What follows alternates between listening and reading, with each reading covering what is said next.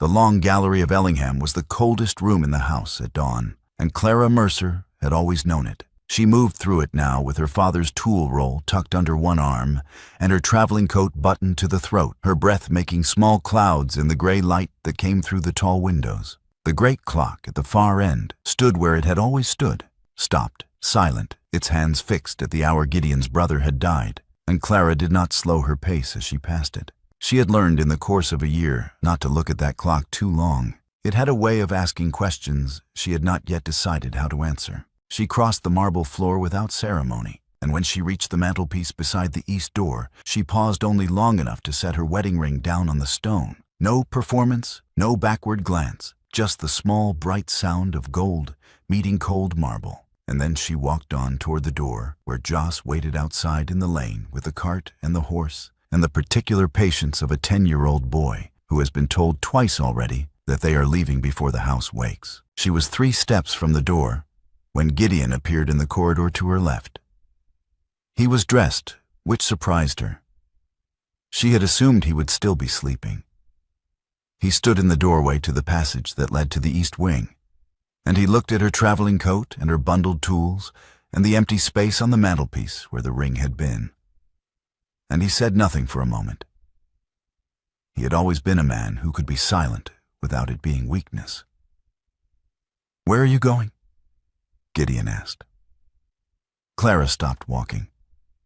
She did not turn all the way toward him, only enough to answer honestly, which was the only way she had ever known how to answer anything. "Home," she said, "to Clerkenwell, the workshop. The year is not done." 2 days remain, Clara said, "but I will not stay here waiting to be released like a settled debt.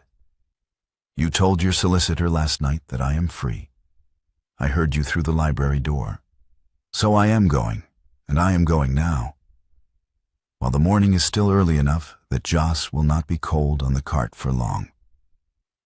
Gideon did not move from the doorway. He looked at her with the expression she had spent 11 months trying to decipher. Controlled, careful. Something held back behind the formality that she had always read as distance and had never quite managed to read as anything else. "Clara," he began.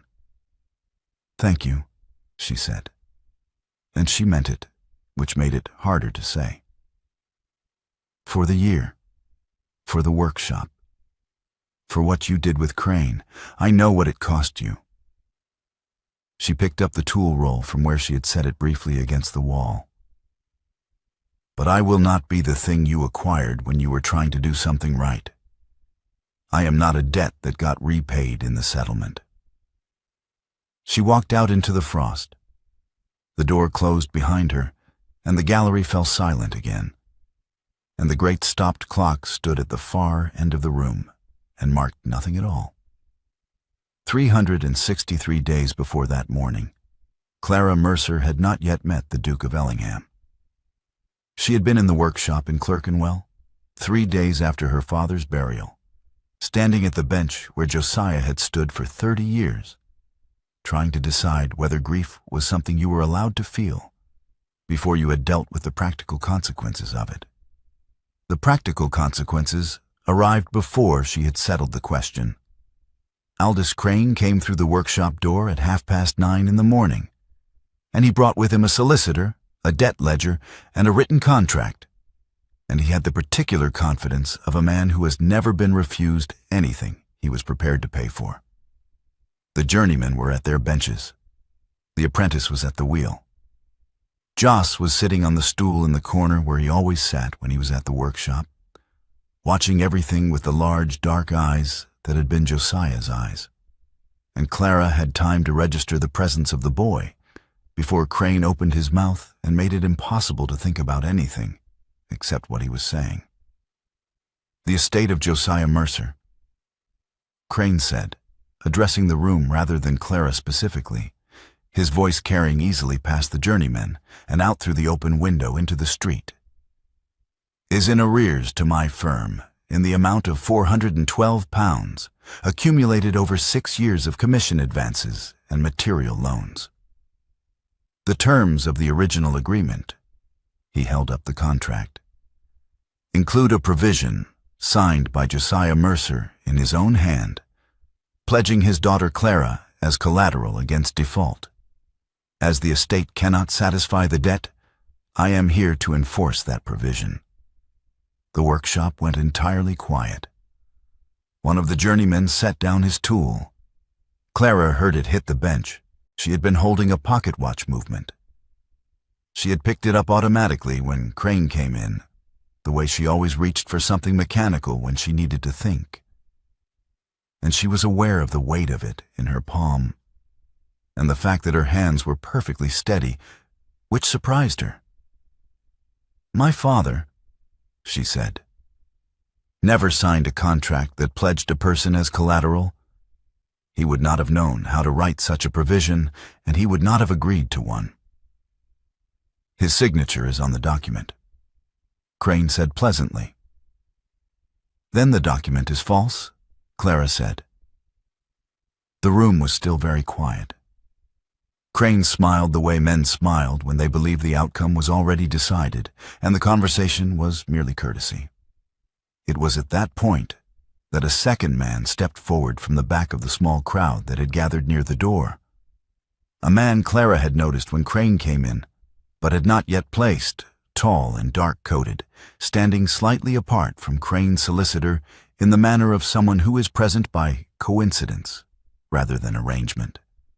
He was perhaps 38 or 39, with a face that gave very little away, and he spoke without raising his voice. "I commissioned Josiah Mercer 7 months ago," the man said, "to assess a clock at my estate in Hertfordshire. I have correspondence from him dated across the past year. None of it mentions an arrangement of this kind." He looked at Crane. "I would be interested to know the date on that contract." Crane's smile did not entirely disappear, but something behind it shifted. "And you are?" "Harcourt," the man said. "Gideon Harcourt." The solicitor beside Crane wrote something in his notebook. One of the journeymen near the back of the room let out a short breath that was almost a word. Crane recovered himself. "The contract stands, Your Grace, regardless of your correspondence with the deceased. The debt is a matter of record." "Then it will be a matter for the courts," Gideon said. He turned to Clara. "Miss Mercer, would you walk with me for a moment?" Clara set the pocket watch movement down on the bench. She looked at Crane, who was watching her with the careful attention of a man calculating odds. And then she followed Gideon through the door at the back of the workshop into the small room where Josiah had kept his reference library and his private notebooks. Gideon closed the door. He did not sit down, and neither did she. "I want to be plain with you," he said, "because I think you are a woman who prefers plain speech to circumlocution." "I am," Clara said. "Crane has money and a solicitor and a document that will take months to disprove, even if it is false. Which I believe it is. The law as it stands gives him tools to make your life very difficult, regardless of the outcome. The workshop, the commissions, the boy's situation, all of it becomes uncertain while the dispute runs." "I know that," Clara said. "There is a way to remove his legal hold immediately," Gideon said. "Marriage annuls the provision. A wife's person is not pledgeable collateral under a father's debt. The courts have been consistent on this point. If you marry before Crane files formally, his contract becomes unenforceable." Clara looked at him. She had met him exactly once before, when she brought the stopped clock from his estate to the workshop for Josiah to inspect. And he had been precisely as he was now. Formal, direct, and impossible to read. "And what would you want from such an arrangement?" she asked. 1 year, Gideon said. He said it simply, without preamble. "I'm asking for 1 year, with a single condition. The workshop stays in your name. Your brother keeps his place. Crane cannot touch either of you. And at the end of the year, If you cannot love me as a man, not as someone who performed a service for you, not as a rescuer, not as a creditor of a different kind, then you leave with everything intact and you owe me nothing. The marriage dissolves. You keep the workshop, the boy keeps his position, and I bear the legal cost of the separation. Clara was quiet. She turned to the bench beside her, Josiah's reference bench, covered with the notebooks and reference drawings he had spent his life accumulating. And she picked up the movement of a pocket watch that had been left there for cleaning, turned it over in her fingers, and set it down again. "Why?" she said. "Because I commissioned your father to assess a clock that has been stopped for 3 years, Gideon said. "And because I watched him work for 2 days, and I thought he was one of the finest craftsmen I had ever seen. And because Crane used him and discarded him. And I find I'm not willing to watch him do the same to you." "That is a reason to be charitable," Clara said. "It is not a reason to marry someone." "No," Gideon said. "It is not." He paused. "I would like the year." Clara stood still for a moment. Then she said, "On one condition of my own. You will never mistake my compliance for gratitude. If I stay, it is not because I am in your debt. If I go, it is not because I am ungrateful. Those two things are separate from anything that happens between us." "Agreed," Gideon said. She held out her hand, not to shake it, but to take his, which she did firmly, and she turned and walked with him back through the workshop door to the bench where the great clock movement from Ellingham sat in its crate, waiting for Josiah's assessment that would now never come. The mechanism was heavy and cold when she lifted it onto the bench. She took Gideon's hand without asking permission and pressed it flat against the side of the movement, guiding his fingers to the place where the mainspring had failed. The specific point of fracture, the exact location of the break. "There," she said. "That is where it stopped." His hand was warm against the cold brass. Both of them went still for a moment, his fingers under hers, the broken spring beneath both of them. And then she released him and turned back to the workshop and said yes. The marriage was performed 4 days later in a solicitor's office near Gray's Inn, witnessed by the solicitor himself and by Joss, who shook Gideon's hand with the gravity of a boy who understood that the occasion required seriousness, and then asked whether the Duke's house had a dog. Gideon said it did not, but that there was a stable cat named something he could not quite remember, and Joss appeared to find this satisfactory.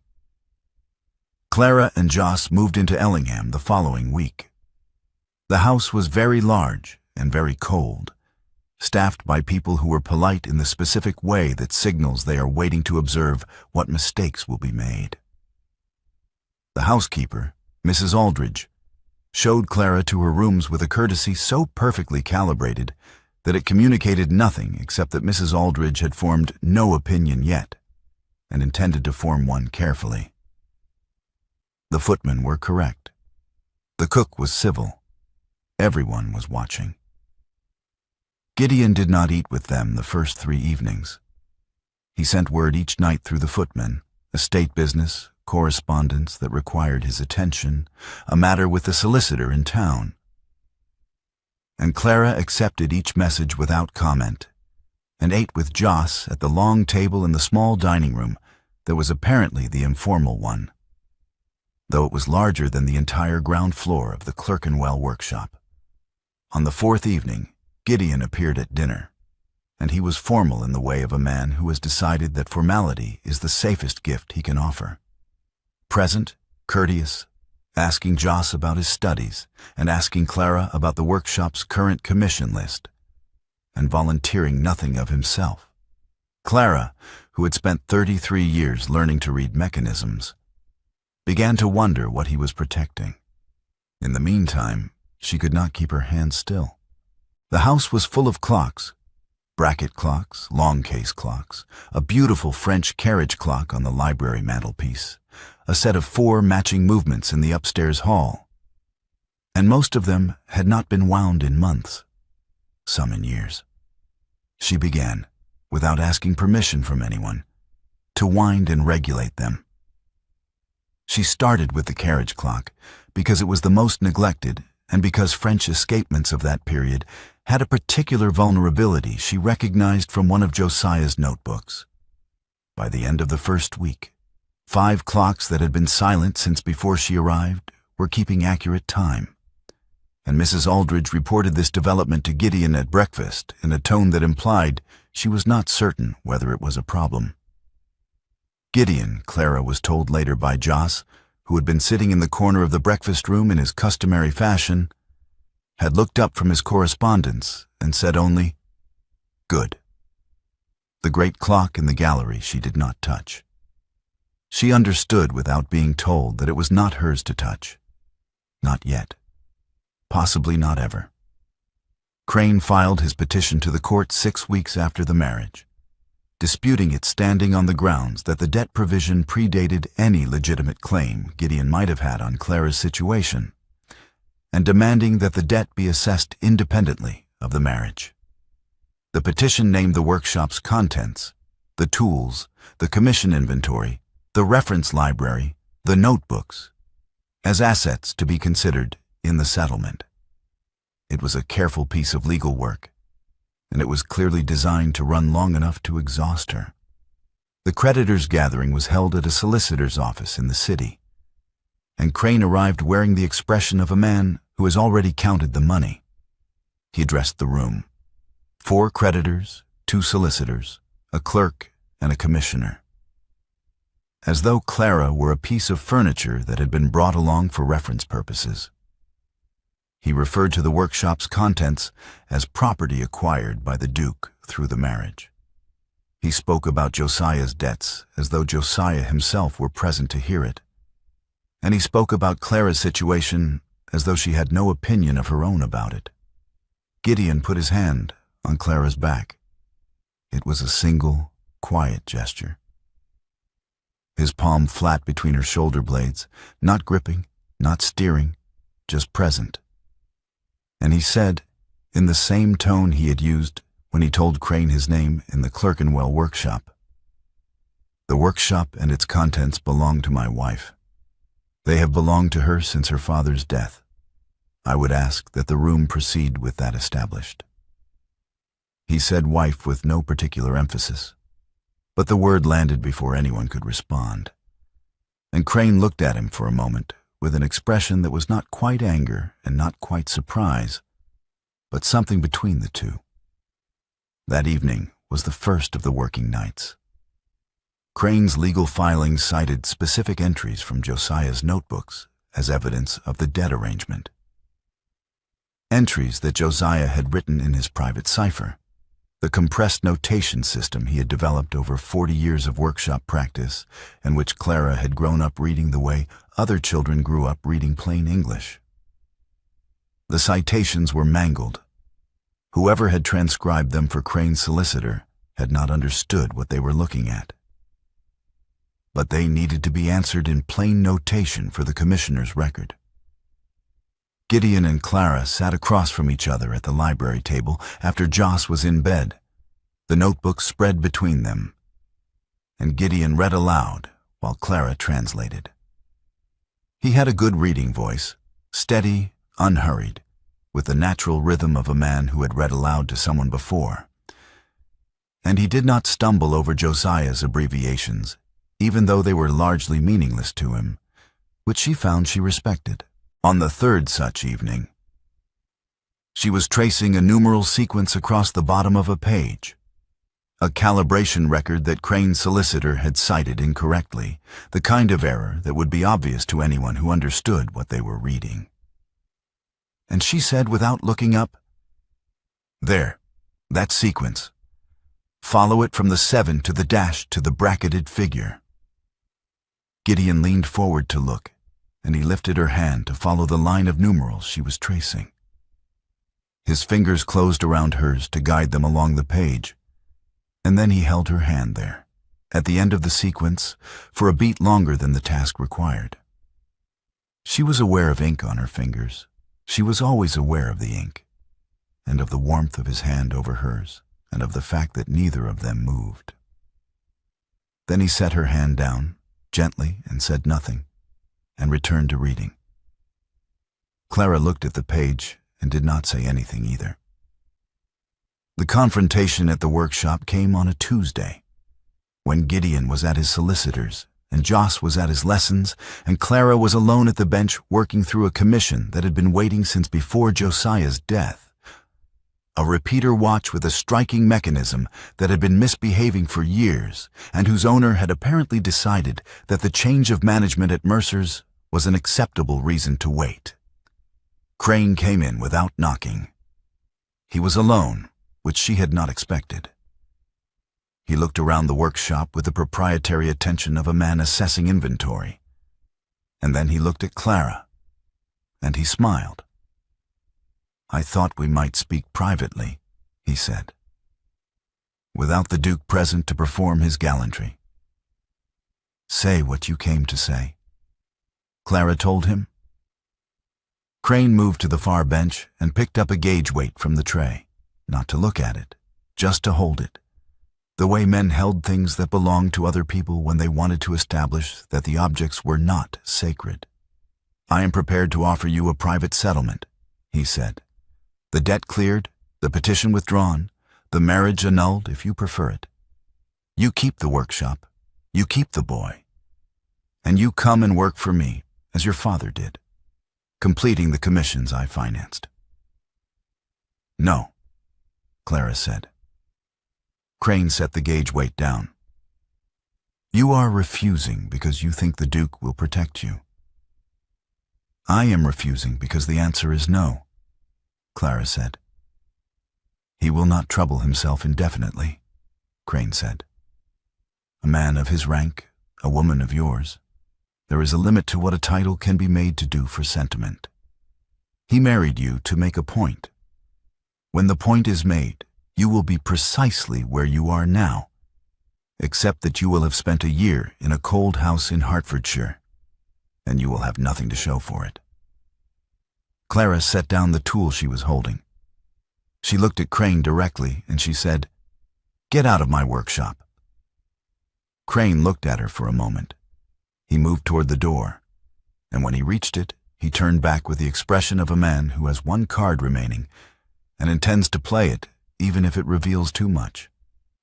"Your father was a brilliant man," he said. "Wasted on repair work. The real work, what he was actually building in the last year. That was worth something. Worth considerably more than a debt." He left. Clara stood at the bench after the door closed and looked at the tools in their rack and at Josiah's notebooks on the shelf above the bench. And she thought about the word building and what it meant when Crane said it. And she thought about what her father had been working on in the last months before he died. The project he had been secretive about. The one he had locked away when she came into the room. The one he had said only was nearly done and would change things considerably. She began to understand that the debt had never been the point. The understanding became certainty 6 weeks later. On a night when Joss came back from returning a book to Gideon's study and found Clara still at the library table and stood in the doorway with an expression she had learned to read as something seen that he did not know what to do with. "There was a man," Joss said, "in the lane below the study window. Tunstall was passing things out to him, wrapped in cloth, like the notebooks." Clara set down her pen. "Which notebooks?" she said. "Father's," Joss said. "The ones from the locked shelf."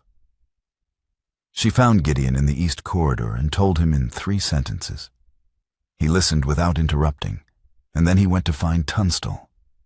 And Clara waited in the library with Joss and the lamp and the uncomfortable knowledge that the enemy had been inside the house the entire time. Tunstall confirmed it without much resistance. He had been approached by Crane 6 months before Josiah's death. Before the debt, before the contract, before any of it. Crane had paid him to watch, to report, and when the time came, to facilitate access to the notebooks. The object Crane had been working toward from the beginning was not the debt and not the workshop and not Clara herself, but the marine chronometer that Josiah had been building in the final months of his life. A navigation instrument that was within weeks of completion when Josiah died. One that carried attached to it a board of longitude prize evaluation, and beyond that, a royal commendation that would make the instrument's maker a name in every naval office in England. Without Josiah's cipher, the final calibration sequence could not be reconstructed.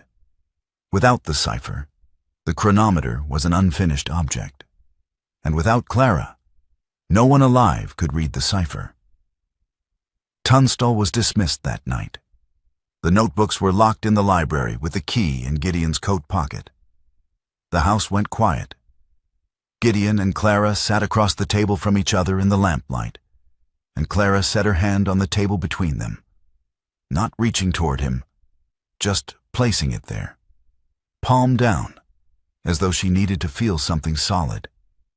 Gideon covered her hand with his.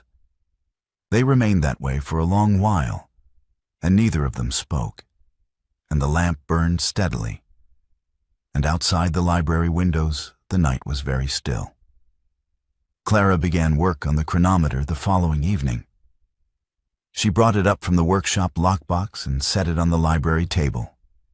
Josiah's last project. The incomplete instrument that had been the real target of everything Crane had done for the past 2 years. And she looked at it for a long time before she touched it. It was extraordinary work. Even unfinished, she could see what it was going to be. The precision of the escapement, the elegance of the temperature compensation, the particular solution Josiah had found for the rate error that had defeated every other marine chronometer maker working on the longitude problem. He had been so close. Gideon sat across from her and read the notebooks aloud as she needed them, finding each entry she asked for with the efficiency of a man who had spent weeks learning Josiah's organizational system. The work required both of them. Clara's hands and her knowledge of the cipher, Gideon's voice reading the entries in the exact order she needed. And it pulled them close in a way that had nothing to do with proximity and everything to do with the fact that they were building something together, one careful night at a time. Crane's response to losing Tunstall was to move faster. He filed a court order against the workshop's contents on the grounds that the chronometer had been built using his financing, which was technically true since the material loans were real, even if the debt provision was fabricated. And he argued that the instrument therefore belonged to his claim regardless of who had built it.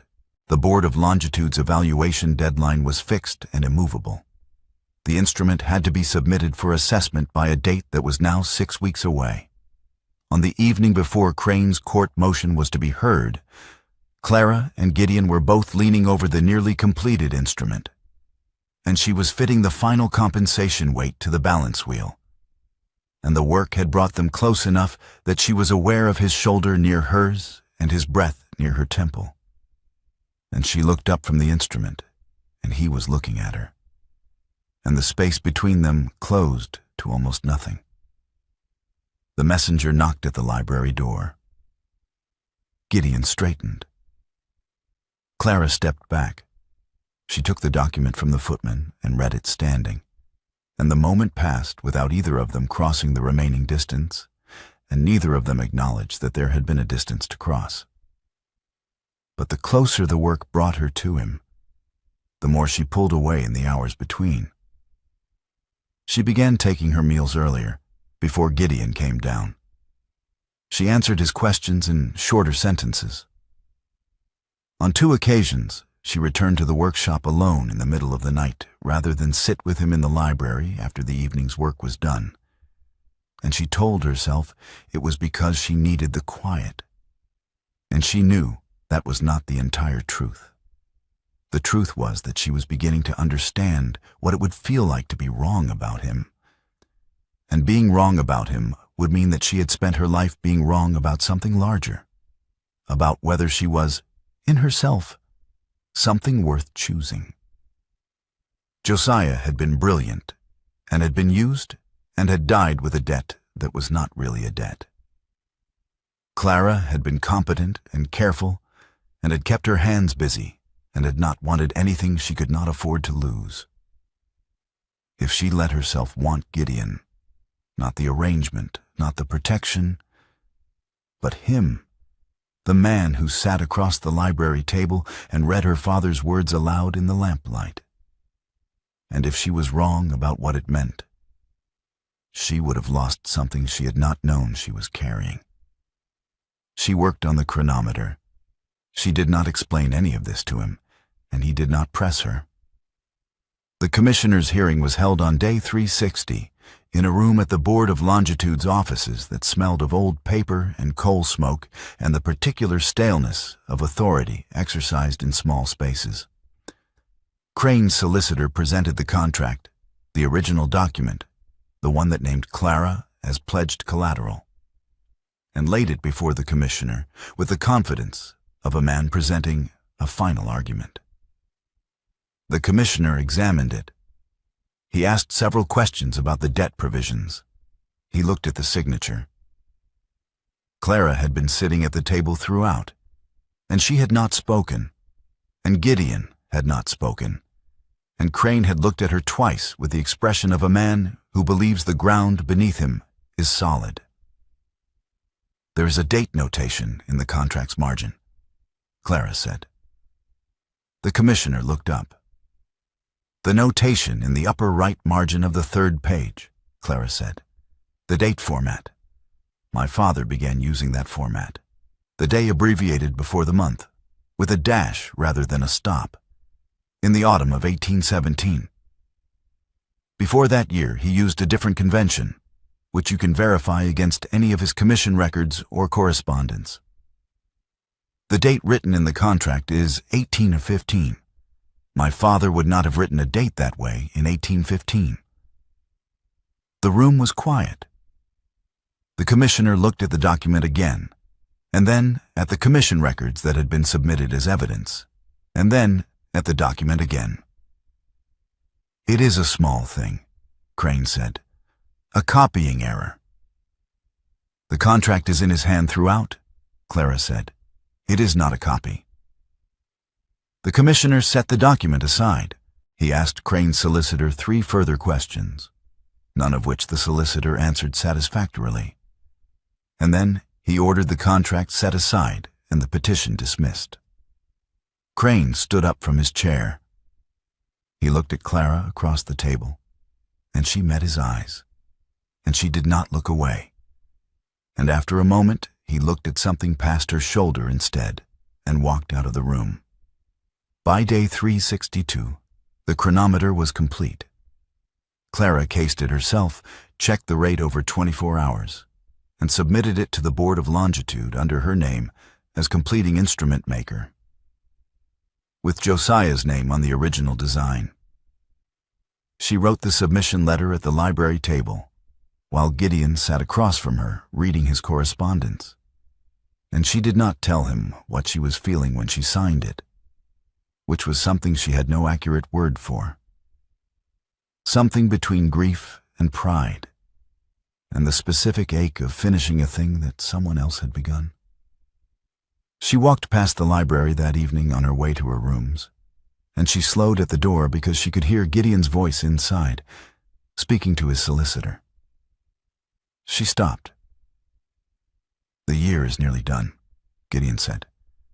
"The lady is to be released as the arrangement specified. I want to confirm the legal position." The solicitor's voice, lower, said something she could not fully hear. "She owes nothing," Gideon said. "She is free. Make certain the paperwork reflects that." Clara stood outside the library door and heard released and free, and she did not knock. She walked to her room. She began packing before midnight, working by candlelight, folding things carefully, and rolling her father's tools into their canvas case with the same attention she gave to everything that required precision. And she did not cry, because she had decided long ago that crying was for situations in which you had not seen the outcome coming. And she had always known this was how it would end. She had known from the beginning that she was useful. She had known what she was for. She left Ellingham on day 363, before the house was fully awake, with her father's tools under her arm and Joss waiting on the cart in the frost. And she set the wedding ring on the mantelpiece without ceremony, and walked past the great stopped clock toward the door. And Gideon stepped into the corridor and asked where she was going, and she told him. And she walked out into the cold morning and did not look back. Gideon did not send a letter. He sat in the library for a long time after the door closed, and then he went to his solicitor, and he did not say what he wanted to say, which was that she had heard him wrong. He said instead what he had decided to do, which was this: the entirety of the Board of Longitude prize, the money and the royal commendation that would come with the chronometer's evaluation, was to be signed over to Clara Mercer and her brother Joss. A separate deed was to confirm that the workshop was held in her name without condition, without any obligation to the marriage or to him. The marriage itself, if it continued, was to carry no material benefit to Clara that she did not already possess. No allowance revision, no estate entitlement beyond what had been guaranteed at the outset. Nothing that could be mistaken for a reason to stay that was not herself. If she came back, it would have to be because she chose him, not the title, not the prize, not the workshop he had helped her keep. Him, the man who had sat across a library table from her for months reading her father's words aloud, who had put his hand on her back in a room full of creditors, who had covered her hand with his in the lamplight after Tunstall's betrayal, and held it there in the quiet because there was nothing adequate to say, and he had not wanted to offer nothing. He told the solicitor nothing further. He returned to Ellingham and he waited, which was the hardest thing he had ever done, harder than inheriting a title meant for someone else, harder than watching his brother's clock stop and knowing he would never wind it again. He waited because pursuing her would have been another kind of pressure, another kind of use. And he understood her well enough now to know that she would recognize the difference between a man who came after her because he could not bear to be without her and a man who came after her because he could not bear to lose. He had promised her freedom. He kept the promise. In Clerkenwell, Clara reopened the workshop on day 364. She unlocked the door and let the morning light in, and stood at Josiah's bench for a moment before she put on her apron and picked up the first commission from the waiting list. Joss sat on his stool in the corner and watched her work and did not ask questions, because he was 10 years old and he had learned to read his sister the way she had learned to read mechanisms, by watching what she did rather than listening to what she said. The post arrived at 9:30. There was a letter from the Board of Longitude. There was a second document, folded separately, with a solicitor's seal. Clara read the Board of Longitude letter standing at the bench. She read it a second time. Then she set it down and read the solicitor's document, and she stood there for a while with both pieces of paper in her hands. "What does it say?" Joss asked. "The prize has been awarded," Clara said. "To us. The money and the commendation." "To us?" Joss said. "He signed it over," Clara said. "All of it." Joss was quiet for a moment. "Why would he do that?" he said. Clara set both documents on the bench. She picked up the tool she'd been working with and set it down again. She looked at the workshop, at the bench where Josiah had stood, at the rack of tools, at the clocks in their various states of repair, at the shelf where the notebooks had sat before they went to Ellingham's library. And she thought about what it meant to give something away when you did not have to. What it meant to make yourself nothing to someone so that they could choose you freely. She worked until dark without speaking again. And that night she took the last page of Josiah's design from the drawer in the back room, the final calibration sheet, the one that completed the chronometer, the one she had copied from his notebooks and kept. And she sat at the bench with it for a long time. And she understood something she had been wrong about for 363 days. On day 365, the year expired, the clause dissolved, nothing between them obligating anything. Clara left Joss with the journeyman and walked to Ellingham. She walked the whole distance. It took most of the morning, and the road was cold and the sky was low and gray, and she did not mind any of it. She needed the time to know her own mind. And by the time the gates of Ellingham appeared at the end of the lane, she knew it completely. She walked through the house without stopping to speak to anyone. Mrs. Aldridge saw her in the entrance hall and said her name, and Clara said good morning and kept walking. She went directly to the long gallery. The room was as cold as it always was in the mornings, gray light coming through the tall windows, the marble floor pale and still. The great clock stood at the far end, where it had always stood, its hands fixed at the hour Gideon's brother had died, 3 years of silence held in its case. Clara crossed the gallery. She found the key on the hook beside the case, where it had always been. She had noticed it the first week and had not touched it, and she reached for it now without hesitating. She opened the case. She set the key to the winding arbor and turned it, feeling the spring take up the tension with the particular resistance of a mechanism that has been still for a long time, and she wound it fully and carefully. And then she set the pendulum in motion. The clock caught. The escapement engaged. The pendulum began to swing, and the tick of it filled the gallery. Steady, even, unhurried. And the hands, freed from their long stillness, began to move. Clara stood back and listened to it. She heard Gideon's footsteps in the doorway behind her. She did not turn around immediately. She listened to the clock for one full swing of the pendulum, and then she turned to face him. He was standing at the threshold of the gallery, very still, watching her. He looked at the clock, and then at her, and his expression was the one she had spent 11 months trying to read. Except that she understood it now. She understood what the control was covering, and what it cost him to hold it, and what it would cost him to let it go. "I wound it," Clara said. "I came back on the day after the year ended, when I owed you nothing, and you owed me nothing, and the clause was dead.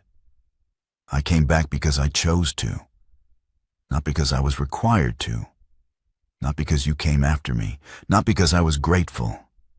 I wound the clock because I wanted to start the time again." Gideon said nothing. He crossed the gallery toward her, and she watched him come, and she did not step back. "I heard what you said to the solicitor," she said, "that night outside the library. I heard released, and I heard free, and I thought—" She stopped. "I thought it was the arrangement ending. I thought you were counting the days until you could close the account." "I was counting the days," Gideon said. His voice was not entirely controlled. "I was counting them because I was afraid you would leave, and I had promised you that you could, and I could not take the promise back without making it mean nothing." "I know that now," Clara said. "I understood it on the morning the prize arrived. You gave away the money and the commendation and everything that came with it, and you kept nothing for yourself, and there was only one reason to do that." "There was," Gideon said.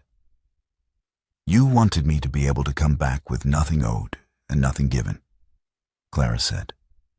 "So that if I came, it was real." "Yes," he said. She kissed him first.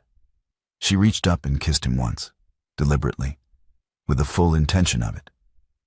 And his hands came to her face, and he kissed her back with everything he had been holding back for 365 days. And neither of them spoke for a long moment after.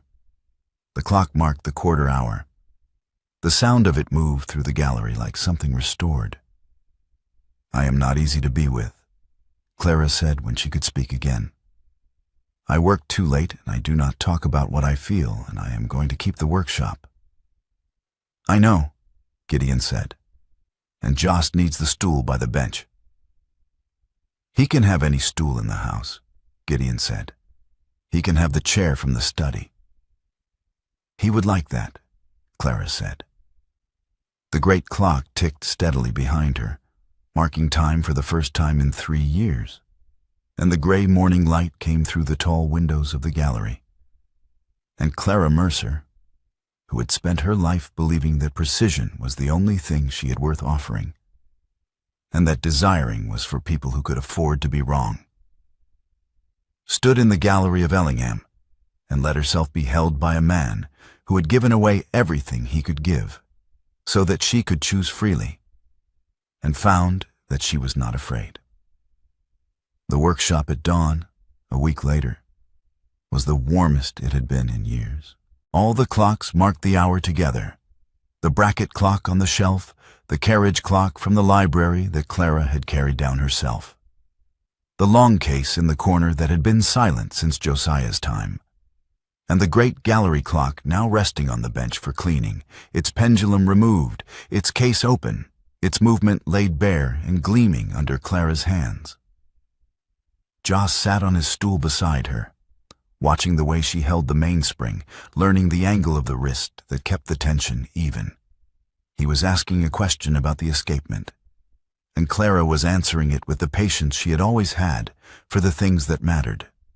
On the bench beside the chronometer's empty case lay the last page of Josiah's design, the final sheet, completed now in Clara's hand, the calibration sequence finished, the notation clean and certain. At the bottom of the page, where Josiah had always signed his work, Clara had signed it instead. Mercer. The clocks ticked on. Outside, the morning was beginning.